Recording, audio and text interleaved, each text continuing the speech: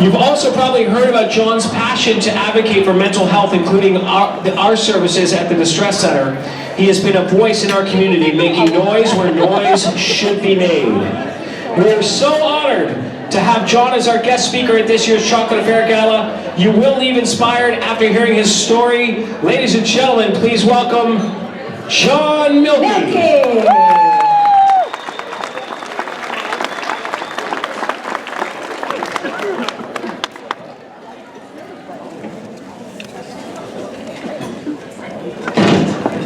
By the way, how about a hand for Jeff and Sophie, our MCs tonight? It's really nice to be amongst friends that I haven't seen in far too long. Thank you for your warmth, and can y'all hear me okay? I don't need to yell? All right. My name is John Mielke. Yes, some of you do know me as the Milkman, Mielke. Longtime radio personality in the city, and you've heard people ask tonight, you know, exactly who is it who uses the Distress Center? Who's the type of person that ends up calling the Distress Center? I am. I was this happy kid, adopted into a very loving family.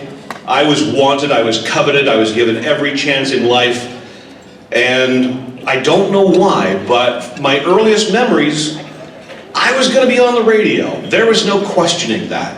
That was where I was destined. Every course in high school that I chose was going to get me to radio.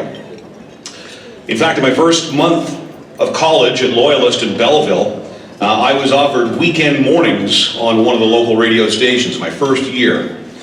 I jobbed out of college early to begin my career, ironically in sales. Discovered I was really bad at that. It was time to get back on the air. But I began moving my way up and ended up at a radio station that I would call home for more than 23 years in my hometown, which in the broadcast industry is unheard of. I went from part-time to overnights, to evenings, to middays. But in 2011, I began noticing huge changes in my health, in my behavior, and especially in how I behaved around others. I was beyond tired all the time, exhausted like I'd never been exhausted before. Something was not right. I knew that. I was lashing out at friends, I was lashing out at coworkers, family. I began distancing myself from most people in my life and essentially building a cocoon.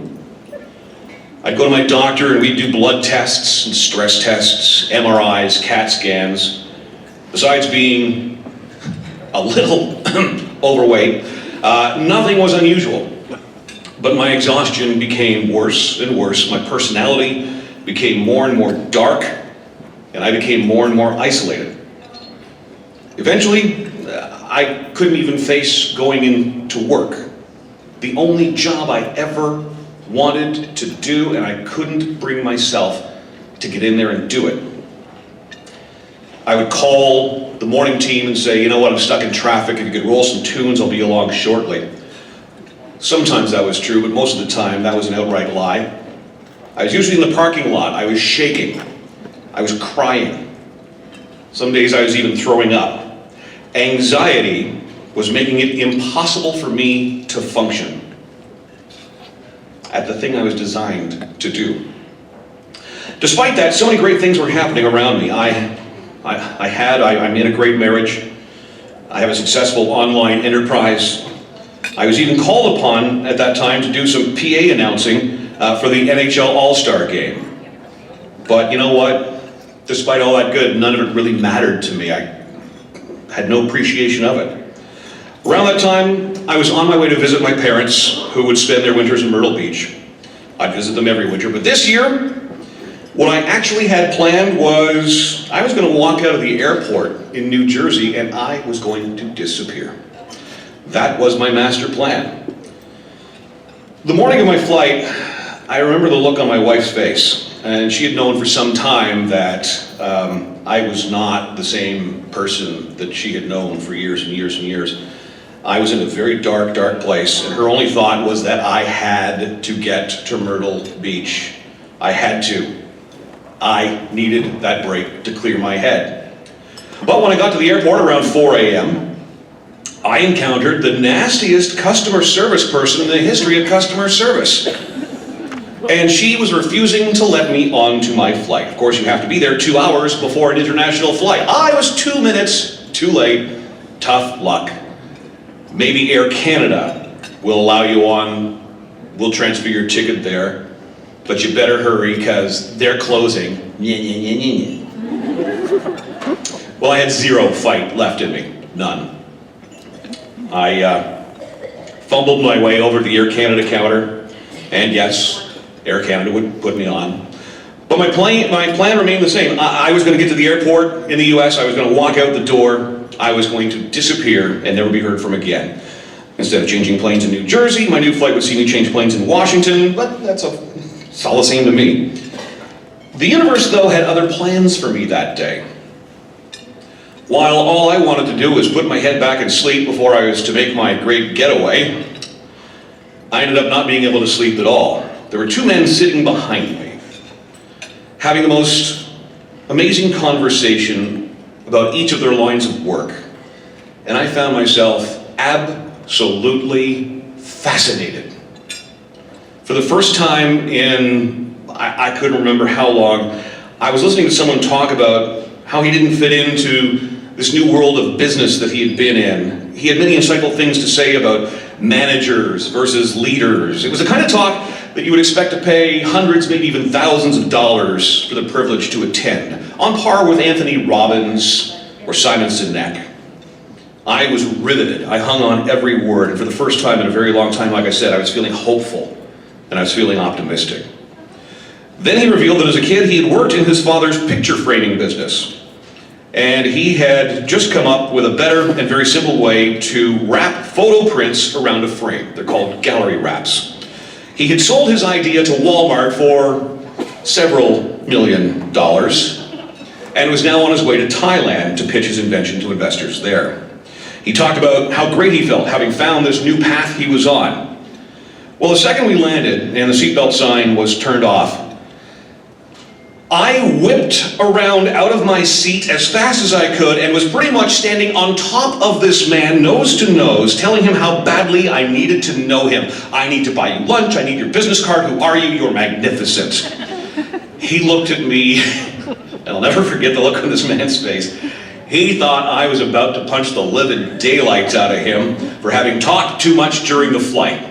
And I assured him that no, quite the opposite was true. In fact, I wanted to hear more of what he had to say, and other passengers agreed. That flight saved my life. The thoughts of walking out were gone. I was feeling uplifted, I was feeling inspired. And when I got to the airport, I spotted a food court, and hey, they had a Five Guys burgers. I was hungry. So I ordered, I received my ticket. My ticket number, 69.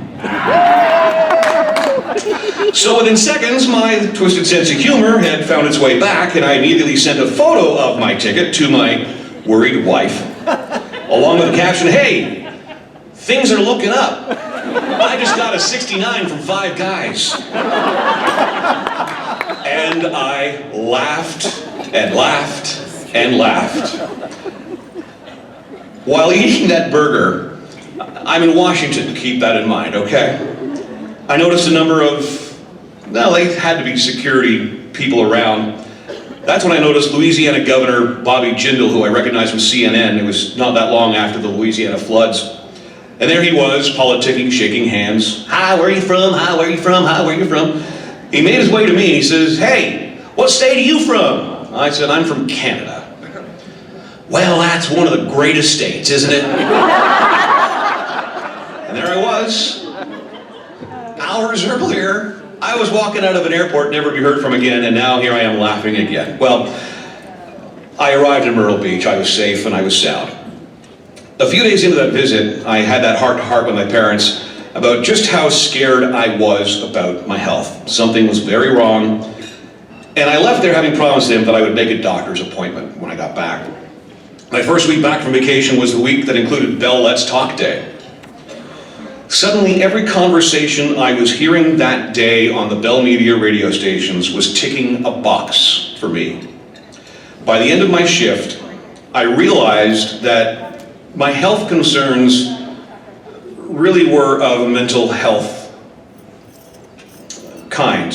And I ended my show by admitting to my audience, my program director told me it was one of the most riveting pieces of radio he'd ever heard. I wish I had it on tape, but I don't. But I signed off admitting that I needed to get help, and I needed to get help now.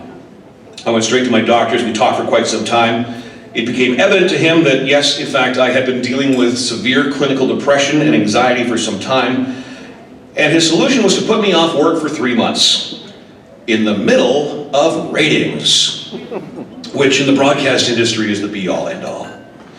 So there I was, 3 months of staying at home, supposing to get healthy. But my mind, in its anxious state, wouldn't do it. I couldn't de-stress. My anxiety overwhelmed me. Would they have me back? Would I still have a job? Would the person filling in bring in better numbers than me? On and on and on. It all became too much, and on a day where I found myself alone with my thoughts, I'm not proud of it, but I actually pulled out a gun. A gun that was only in my house because a few years earlier I had received a death threat. I never wanted a gun in my house. I had gone to the store and I asked for the highest powered BB gun I could get, and they sold it to me. Of course, like I said, never intended to use the thing. And on this day I found myself in the mirror, staring at myself, and I remember very clearly the tears, and I also remember feeling absolutely nothing. Absolutely nothing. And I remember pulling the trigger. And then I remember staring at myself and wondering, was I dead? Was I alive? I couldn't figure it out. I didn't know. Eventually, it all made sense to me and I realized what I had tried to do. But yours truly, you see, had never fired a gun before. Something didn't work like it was quote-unquote supposed to.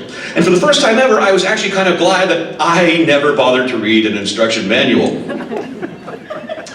But I did know that I needed to not be alone in that moment. And for the first time in my life, I picked up the phone and I called the distress center. I'd known about the distress center since my teen years when a babysitting course I took included the distress center and a list of important numbers that you would find in the blue pages in the phone book. Yes, I'm that old. Eventually, I was back at work. My job was still there for me. And thanks to a lot of therapy and a lot of work, I tried my best every day to adopt a new attitude and to be as upbeat as possible at all times. In late 2014, just 9 days after my wife received her severance package after being let go by her employer, I was called into a meeting on my first day of vacation. It was then that the entire on-air staff were told that the station was flipping formats and that our services were no longer required. Well, the next day my wife and I were in Newfoundland. It was my buddy's wedding, and we decided, you know what? We're not going to worry about this new reality that we're living in, not this week. We are going to eat the best food, we are going to drink all the drinks, and we'll let the dust settle later. We're just going to enjoy this week. It ended up being a blessing in disguise. But days became weeks, and I was feeling like I needed to do something in order to keep the conversation about mental health that I've been having with my audience going. By January, about 5 weeks later, I actually relaunched my show on the internet. My thinking was that it would be a temporary home, and it would at least allow me to keep reaching out to them and for them to keep reaching out to me, and that this support system that I suddenly found myself a part of would still exist. Well, here we are 4.5 years later. I'm still on the internet, by the way, doing my show every day. Proud to say that as best we can guess, more than 600,000 people have tuned in thus far. Spring 2016, I was feeling run down again. And foolishly, I didn't give myself a chance to step back. I should have known better. I should have taken a break, but nope, not me. I'm pig-headed that way, and I kept pushing myself and pushing and pushing and pushing. There were days where I wouldn't sleep at all, and if I did, It was for an hour, maybe two. It was never a good sleep. Not surprisingly, I broke down. I woke up one morning to a full-on panic attack. I'd never had one before. I've had one since. I never want to experience one again. They are hell on earth and then some. I just wanted to escape my body. I was so frantic, I punched a hole in our living room wall, and I'm not a guy who throws punches. I ripped the kitchen faucet out of the sink with my bare hand. And I freaked out, and I got in my truck, and I fled the house. I had no idea where I was going. I had no idea why I was going. I just knew I needed to flee, and I ran every damn stop sign, every red light. I drove on the wrong side of the road. I was hoping maybe a dump truck would hit me. Maybe a police officer would pull me over and get me the help that I so desperately needed. I eventually found myself in the parking lot of the Canadian Tire in Kemptville. There I sat, convincing myself that, I could go in there right now and I could buy a hose. I could hook that to the tailpipe. That'd be that. And I actually convinced myself that that was the thing to do. There was just one problem. As determined as I was to do this, I was still in my pajamas. And I was embarrassed at the idea of going into Canadian Tire in my PJs. That's when a man knocked on the window of my truck, and my truck at the time, by the way, had my internet station's logo on it. He said, "What is Blast the Radio?" On came the mask, and I became DJ Boy again. "Why, that's my internet radio station, now serving well over 500,000 listeners, blah, blah, blah." He looked at me and says, "Oh, shit. I was hoping you were someone who could install a stereo in my boat." It's funny how the universe throws people in your path, right? It was just what I needed to snap me back into a bit of reality, and I headed home. And I headed home knowing that I had to get help. I had a little lunch, and for the second time in my life, I called the distress center of Ottawa and region. That night, I was admitted under a security watch where I remained for days. The on-call psychiatrist was a no BS guy, putting it mildly. On our second conversation, I told him, "Oh, I understand exactly what you're saying. I talk about that kind of stuff on my show and on my Facebook page all the time." And he snapped his fingers and he said to me, "You need to cut the bullshit right now.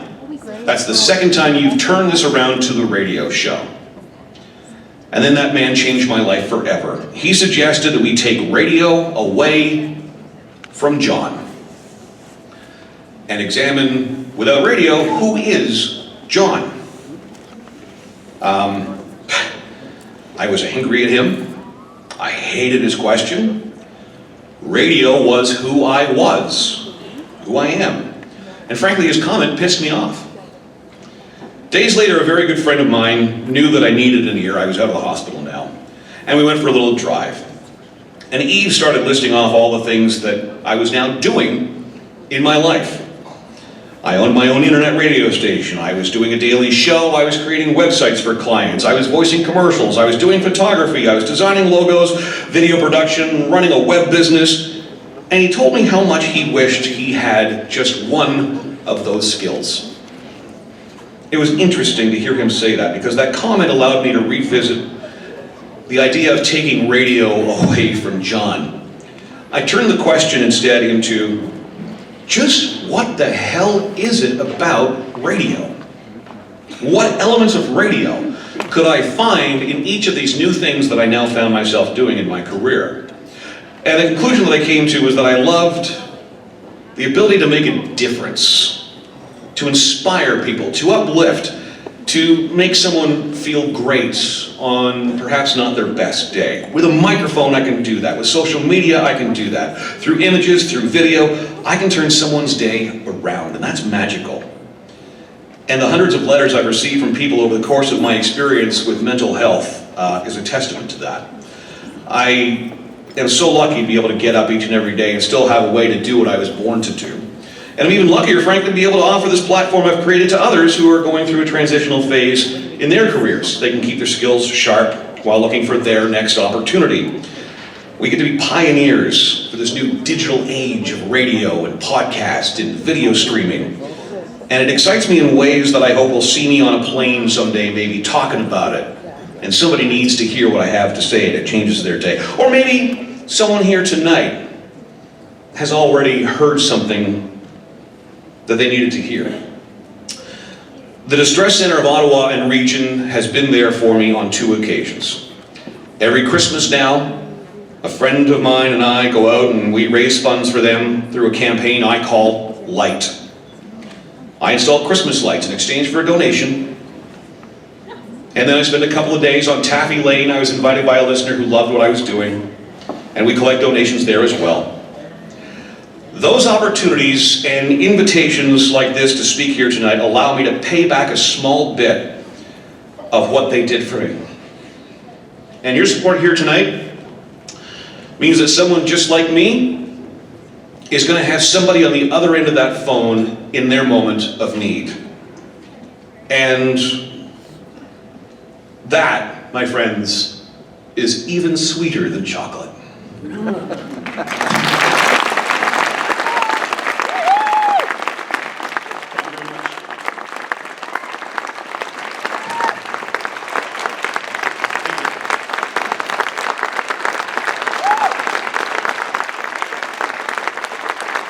Ladies and gentlemen, John Mielke, get up.